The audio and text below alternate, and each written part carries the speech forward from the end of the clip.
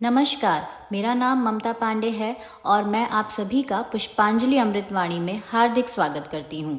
आज मैं हरतालिका तीज व्रत कथा सुनाने जा रही हूँ, पर इससे पहले संकल्प शक्ति का प्रतीक और अखंड सौभाग्य की कामना का पावन व्रत हरतालिका तीज की आप सभी माताओं और बहनों को हार्दिक शुभकामनाएं और माता पार्वती से आप सभी के अमर सुहाग की कामना करती हूँ। चलिए कथा शुरू करते हैं। यह हरतालिका व्रत कथा शिव जी ने ही माता पार्वती को सुनाई थी। शिव भगवान ने इस कथा में माँ पार्वती को उनका पिछला जन्म याद दिलाया था। शिव जी ने माता पार्वती से कहा, हे गौरा, पिछले जन्म में तुमने मुझे पाने के लिए बहुत छोटी उम्र में कठोर तप और घोर तपस्या की। तुमने ना तो कुछ खाया और ना ही पिया, बस हवा और सूखे पत्ते चबाए। जला देने वाली गर्मी हो या कपा देने वाली ठंड, तुम कभी भी नहीं हटी, डटी रही। बारिश में भी तुमने जल नहीं पिया। तुम्हें इस हालत में देखकर तुम्हारे पिता दुखी थे। उनको दुखी देखकर नारद मुनि आए और कहा कि मैं भगवान विष्णु के भेजने पर यहाँ आया हूँ। वह आपकी कन्या से विवाह करना चाहते हैं। इस बारे में मैं आपकी राय जानना चाहता हूँ। नारद जी की बात सुनकर आपके पिता बोले, अगर भगवान विष्णु यह चाहते हैं तो उन्हें कोई आपत्ति नहीं है, परंतु जब तुम्हें इस विवाह के बारे में पता चला तो तुम दुखी हो गई। तुम्हारी एक सहेली ने तुम्हारे दुख का कारण पूछा तो तुमने कहा कि मैंने सच्ची मन से भगवान शिव का वरण किया है, किंतु मेरे पिता ने मेरा विवाह विष्णु जी के साथ तय कर दिया है। मैं विचित्र धर्म संकट में हूँ। अब मेरे पास प्राण त्याग देने के अलावा कोई और उपाय नहीं बचा। तुम्हारी सखी बहुत ही समझदार थी। उसने कहा, प्राण छोड़ने का यहाँ कारण ही क्या है? संकट के समय धैर्य से काम लेना चाहिए। भारतीय नारी के जीवन की सार्थकता इसी में ही है कि जिसे मन से पति रूप में एक बार वरण कर लिया, जीवन पर्यंत उसी के साथ निर्वाह करें।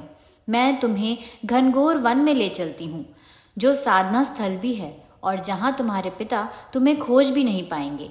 मुझे पूर्ण विश्वास है कि ईश्वर अवश्य ही तुम्हारी सहायता करेंगे। तुमने ऐसा ही किया। तुम्हारे पिता तुम्हें घर में न पाकर बड़े चिंतित और दुखी हुए। इधर तुम्हारी खोज होती रही, उधर तुम अपनी सहेली के साथ नदी के तट पर एक गुफा में मेरी आराधना में लीन रहने लगी। तुमने रेत के शिवलिंग का निर्माण किया। तुम्हारी इस कठोर तपस्या के प्रभाव से मेरा आसन हिल उठा और मैं शीघ्र ही तुम्हारे पास पहुंचा और तुमसे वर मांगने को कहा। तब अपनी तपस्या के फलीभूत मुझे अपने समक्ष पाकर तुमने कहा, मैं आपको सच्चे मन से पति के रूप में वरण कर चुकी हूँ। यदि आप सचमुच मेरी तपस्या से प्रसन्न होकर यहाँ पधारे हैं तो मुझे अपनी अर्धांगिनी के रूप में स्वीकार कर लीजिए। तब तथास्तु कहकर मैं कैलाश पर्वत पर लौट आया। उसी समय गिरिराज अपने बंधु बांधवों के साथ तुम्हें खोजते हुए वहां पहुंचे। तुमने सारा वृतांत बताया और कहा कि मैं घर तभी जाऊंगी अगर आप महादेव से मेरा विवाह करेंगे।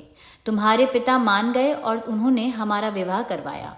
इस व्रत का महत्व यह है कि मैं इस व्रत को पूर्ण निष्ठा से करने वाली प्रत्येक स्त्री को मन वांछित फल देता हूँ। इस पूरे प्रकरण में तुम्हारी सखी ने तुम्हारा हरण किया था, इसलिए इस व्रत का नाम हरतालिका व्रत हो गया। इस व्रत से जुड़ी एक मान्यता यह भी है कि इस व्रत को करने वाली स्त्रियां पार्वती जी के समान ही सुखपूर्वक पतिरमण करके शिवलोक को जाती हैं। सौभाग्यवती स्त्रियां अपने सौभाग्य को अखंड बनाए रखने और अविवाहित युवतियां मन मुताबिक वर पाने के लिए हरतालिका तीज का व्रत करती हैं। इस दिन व्रत करने वाली स्त्रियां सूर्योदय से पूर्व ही उठ जाती हैं और नहाकर पूरा श्रृंगार करती हैं। पूजन के लिए केले के पत्तों से मंडप बनाकर गौरी शंकर की प्रतिमा स्थापित की जाती है। इसके साथ पार्वती जी को सुहाग का सारा सामान चढ़ाया जाता है। रात में भजन कीर्तन करते हुए जागरण कर 3 बार आरती की जाती है और शिव पार्वती विवाह की कथा सुनी जाती है।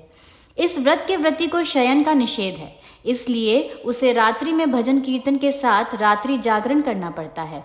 प्रातःकाल स्नान करने के पश्चात श्रद्धा एवं भक्ति पूर्वक किसी सुहागिन महिला को श्रृंगार सामग्री, वस्त्र, खाद्य सामग्री, फल, मिष्ठान एवं यथाशक्ति आभूषण का दान करना चाहिए।